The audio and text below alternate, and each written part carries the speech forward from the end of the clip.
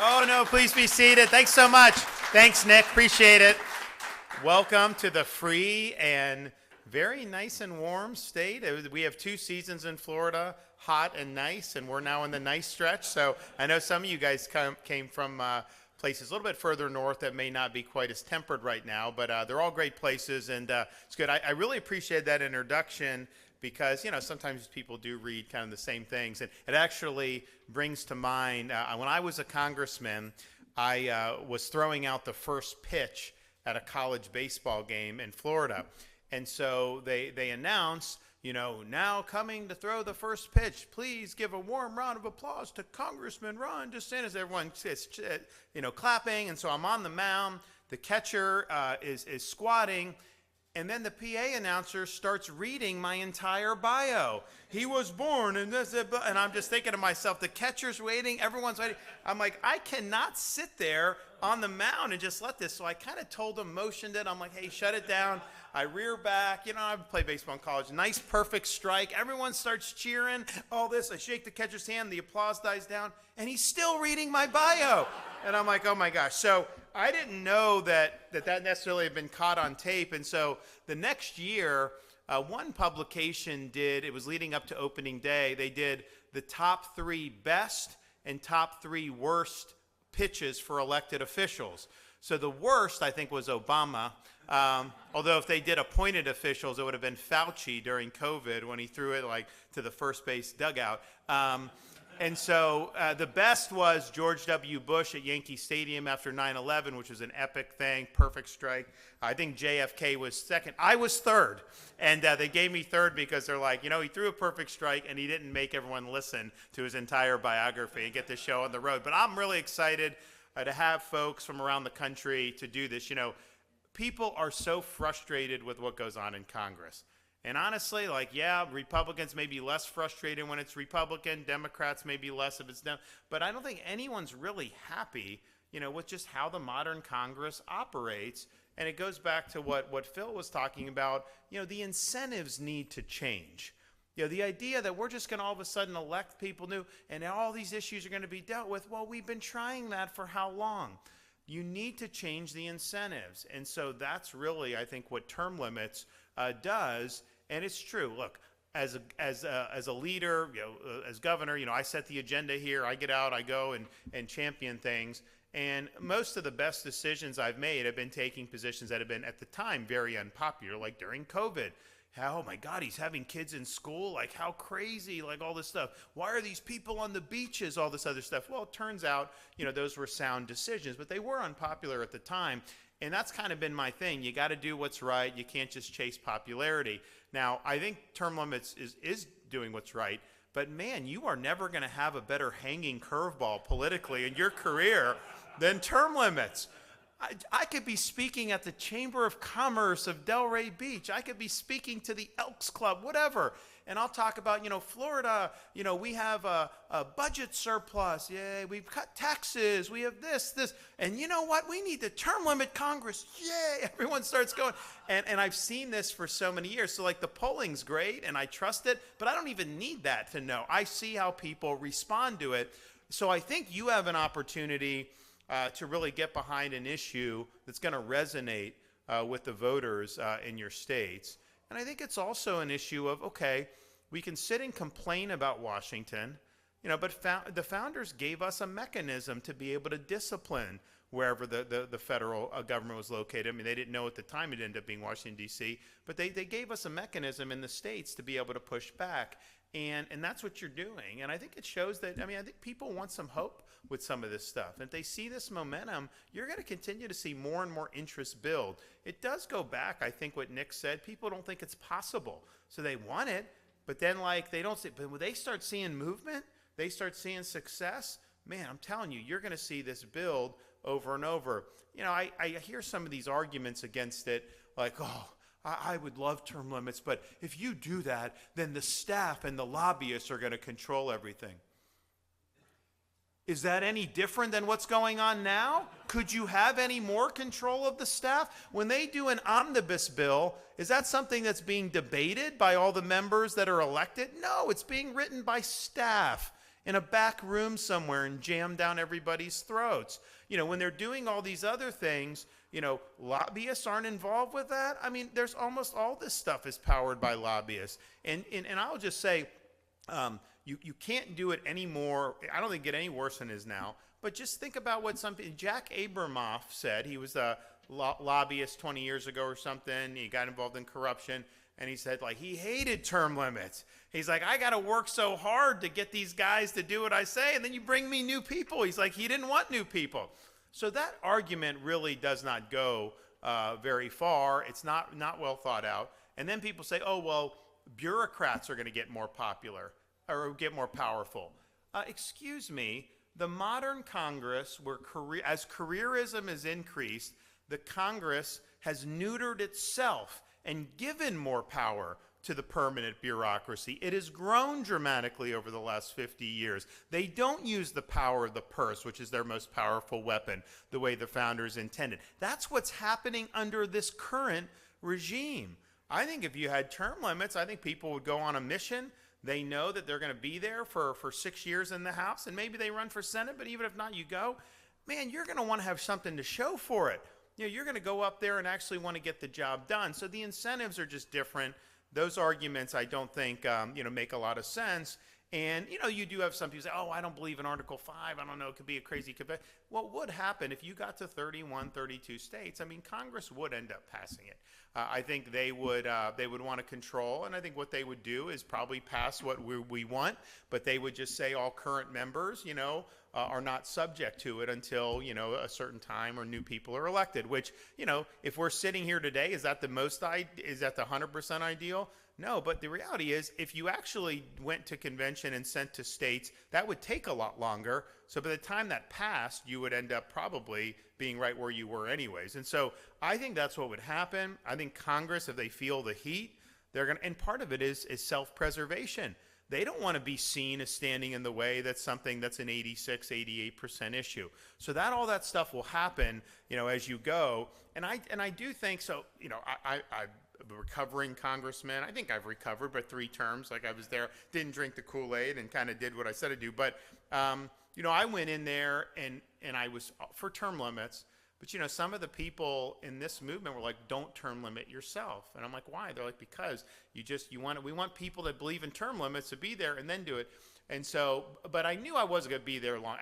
I was going to go and try to make a difference, but there's no way I would have been able to do it for 30 years. And that's the thing, I was in there, I worked hard. I kind of knew the issues, but like the idea that you're going to have any type of authority to be a committee chair, you got to be there for 20 years.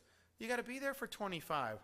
And so, okay, so if you're a reformer and you want to go up and change Washington, the more you push for reform, the less likely you're going to be on a path where you're going to ever be in any of those positions. So you got to make this decision. You have this idealism. You want to go. You want to be able to do tax reform, whatever's motivating you. The more that you are in tune with your voters and want to turn Washington upside down, the less likely in that path of you actually being able to exercise real power closes. So what do these guys do? Most of them play the game. They become part of the culture. So by the time they get into those positions, they're neutered.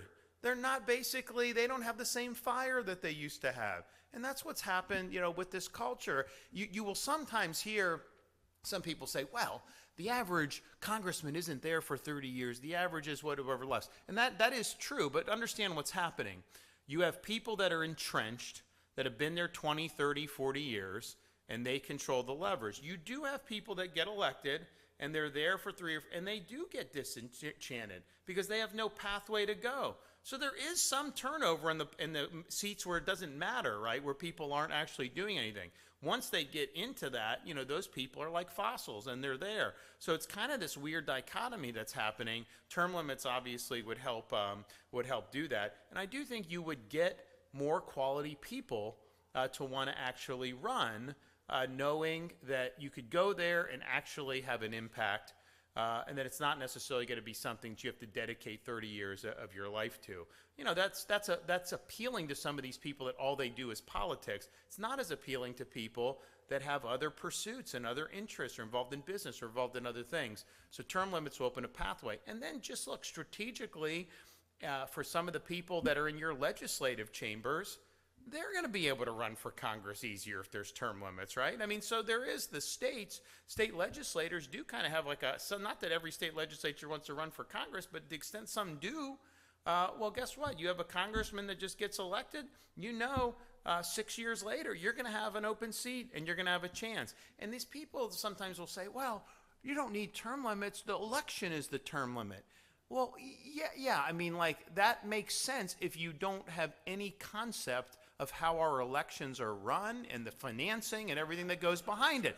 The incumbents hardwire it to be able to guarantee. So it's a 90-some% re-election rate for incumbents, but I would guarantee you renomination in your party is even higher than that. And the reality is most places, most districts are likely going to vote one way or the other, regardless of who the candidates are, because of the political imbalance. Well, then all that matters is the primary, right?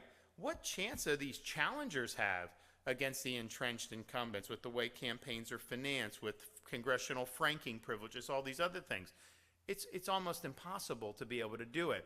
So it's not just simply say, oh, the people have a term limit, they can vote differently. They're not provided informed choices where they're able to do that because of all the things that goes in to running a campaign and how all this works. And they've worked very hard over many decades to make sure that the incumbents benefited. They actually had it at one point where congressmen would raise money, and if they retired, they could just pocket their campaign money. So like, literally, these guys are sitting on $3-4 million, and like they're just like, they go out, it's like a golden parachute. So they always do these things. That people got really upset at that, so they had to change it.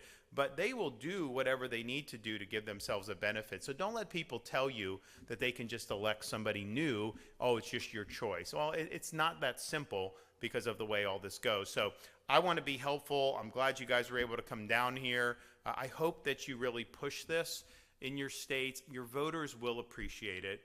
People even outside your districts and even outside your states will appreciate it. And this is a way to really, we've got a very divided country.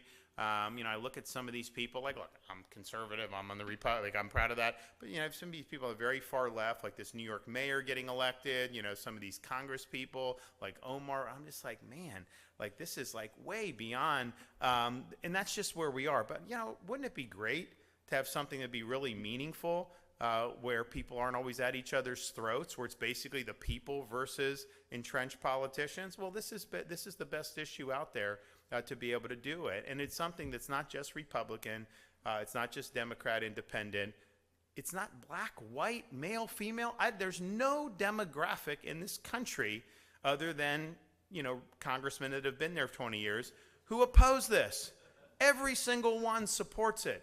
So let's get it done. And the final thing I'll just say is, the founders, we're having the 250th anniversary of the Declaration of Independence next July, and we're doing a lot in Florida to kind of celebrate it. So I got a friend of mine was the chairman of Mount Vernon, so she got this great George Washington statue sent down. I put it in the state capitol in Florida.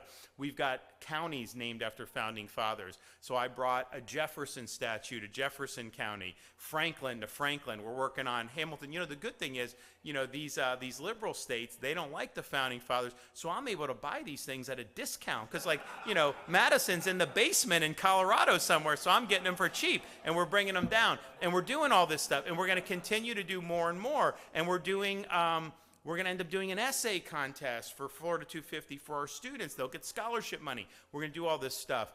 But I think it's important to us because it causes us to reflect on, what does it mean to be an American? What are those principles that the country was founded upon? And I believe, they thought about when they did the Constitution about doing term limits, and they called it rotation in office. And ultimately, they decided against it because I think it was practical. Who would have wanted to be in Congress for 20 or 30 years? It just wasn't, you're going horse and buggy from South Carolina to New York, which is where the capital was initially, or even to D.C. It was just, I think they just assumed that it would be more citizen legislating that would happen. I think now, if they saw the way this operated, I do think people like Madison would really insist on term limits. So I think it is a constitutional reform that represents the best of the founding principles of this country. It's responding to changed circumstances and changed dynamics, but I don't think the fact that the founders didn't do it would mean that, in looking at where we're at now, that they wouldn't be, sitting here wanting to see it, because I think they would want to do that. And wouldn't it be great in the 250th year to be able to see a bunch of states get on the board with this and do something that will really get a lot of public support behind them. So we're on board on this. We're happy to help in your states and others. If we can be helpful, I will tell you, you are doing God's work here. There are so many people that are hungry for reform. They want to see that there's some champions out there. And I don't know how many of you are going to want to run for things in the future or whatever. I can just tell you, once voters know that you're fighting for them, and you're willing to go out there and do what's right, once they trust that, and they have, they will back you. They will walk over broken glass to come out and support you. They just want to know that they have a champion. And I think this is a way for everybody to do things that are going to be met with really strong support from the people that elected you. So I know we're going to be doing some more stuff. I look forward to catching up with some folks after this. I know we got some stuff tomorrow morning. I think I'm taking some of you guys out to the park, which is going to be a lot of fun. But thank you for doing this, and I hope that this is kind of like one of many where we're able to continue to gather support for term limits. And some of you guys that are here from Idaho, Montana, I'm willing to go up there, but not in the wintertime. So you got to make sure you get it good. So thanks, everybody. Thank you.